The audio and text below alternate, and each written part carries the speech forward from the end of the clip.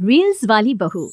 प्रज्ञा को रील्स बनाने का बड़ा ही क्रेज है और वो दिन भर रील्स बनाती रहती है, खाते पीते घूमते फिरते घर में कॉलेज में।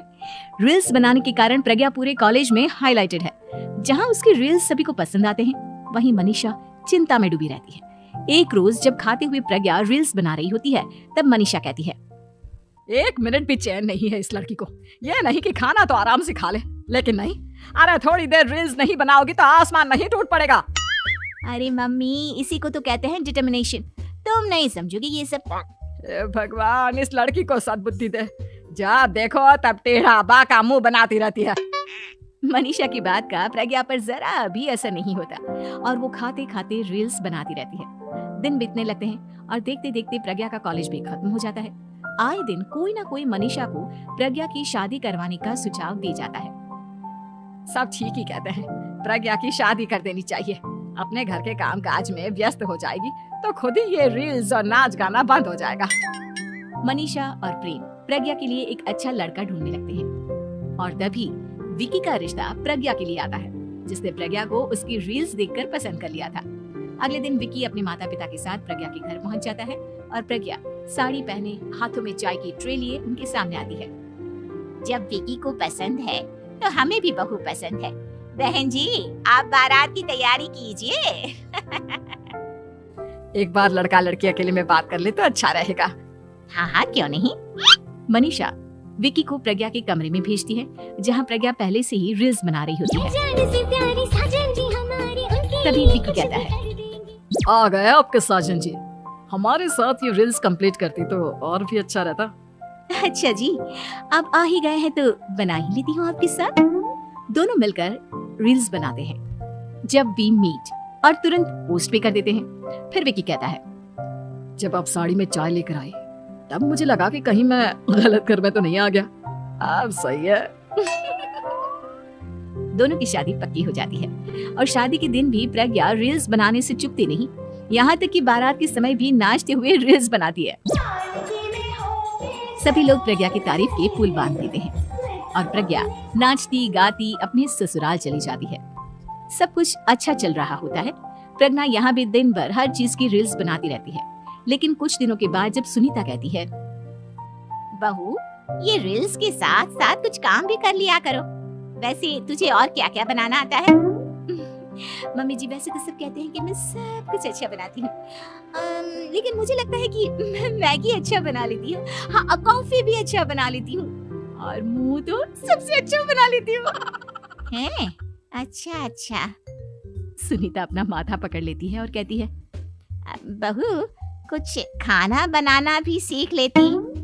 मम्मी जी, मैं लंबी प्लानिंग कर रही हूँ। जल्दी ही मैं इतनी फेमस हो जाऊंगी कि मुझे पैसे मिलने लगेंगे। हम दोनों सास बहू राज करेंगे, राज। नौकर काम करेंगे और लोगों की तो लाइन लगेगी हमसे मिलने के लिए। तेरा दिमाग खराब हो गया है क्या बहू? हंसी मजाक तक ठीक है, लेकिन इस तरह घर नहीं चलते। जितना जल्दी हो इस घर के तौर तरीकों को सीख लो। प्रज्ञा मुंह घुमाकर चली जाती है और तुरंत उसी वक्त एक रील बनाती है।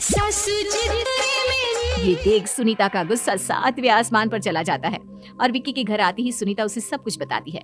विक्की भी अब प्रज्ञा की इन हरकतों से परेशान हो जाता है। तुम टेंशन मत लो मम्मा, मैं देख लूंगा। विक्की कमरे में जाता है तो देखता है कि प्रज्ञा रील्स बना रही है। विक्की बड़े ही प्यार से प्रज्ञा से कहता है, प्रज्ञा, इन सब के लिए मैं तुम्हें मना नहीं कर रहा हूँ, लेकिन फिर भी हर वक्त तो ये अच्छा नहीं लगता ना। समझने की कोशिश करो, मुझे भी तुम्हारा थोड़ा वक्त चाहिए। मैं जब ऑफिस से आता हूँ तो मुझे समय देने की जगह इसी में लगी रहती है। तुम ज्यादा ही सोच रहे हो। तुम भी मेरे साथ रील्स बनाओ ना, तुम्हें भी बहुत अच्छा लगेगा। तुम्हें इज्जत से कोई बात समझ में नहीं आती क्या? दिमाग खराब हो गया है तुम्हारा इस चकाचौंध से। अगर तुमने अपना रवैया नहीं बदला तो मैं तुमसे दूर चला जाऊंगा।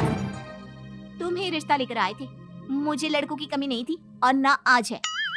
विक्की दरवाजा पटक कर चला जाता है। धीरे धीरे विक्की प्रज्ञा से दूर होता जाता है। एक रोज मनीषा प्रज्ञा के ससुराल उससे मिलने जाती है। तब सुनीता उससे कहती है, बहन जी, अब आई हैं तो कुछ दिन यहाँ रहकर जाइएगा। आप ही का घर है। हाँ मम्मी, बहुत दिन हो गए तुम्हारे साथ एक भी रील नहीं बनाई मैंने। प्रज्ञा तुरंत अपने फोन में रील्स ऑन कर लेती है। ये सब मुझसे नहीं होगा। तेरा ये भूत अभी तक नहीं उतरा क्या? बहन जी, आप कुछ कहती नहीं क्या इसे? जब आप ही कुछ नहीं कर पाई तो मैं कर ही क्या सकती हूँ। सास तो वैसी ही बदनाम है। शाम को घर की लाइट चली जाती है और मनीषा प्रज्ञा से कहती है, मेरे घुटनों में बहुत दर्द हो रहा है, तू लाइट का कुछ इंतजाम करना बेटा। अच्छा कैंडल जला देती हूँ मम्मा। प्रज्ञा गाते हुए कैंडल जलाती है और खिड़की के पर्दे के पास रख देती है। मनीषा जिसे बहुत दर्द हो रहा है वो सो जाती है और प्रज्ञा हमेशा की तरह अपने रील्स में लग जाती है। उधर कैंडल की वजह से पर्दा आग पकड़ लेता है और मनीषा के कमरे में आग लग जाती है। बचाओ, कोई है, बचाओ। सभी भागते हैं और विकी कमरे की आग बुझाने में लग जाता है, लेकिन तब तक मनीषा आधी जल चुकी थी। मनीषा की हालत देख प्रज्ञा रोने लगती है। विकी मनीषा को तुरंत हॉस्पिटल ले जाता है और उसे एडमिट कराता है। विकी प्रज्ञा से कहता है, देख लिया ना, तुम्हारे इस नाच गाने की वजह से आज तुम्हारी माँ की जान जाते जाते रह गई। अब पता नहीं तुम और क्या चाहती हो। उधर डॉक्टर कहते हैं, इनकी हालत बहुत नाजुक है, आधे से ज्यादा जल चुकी है।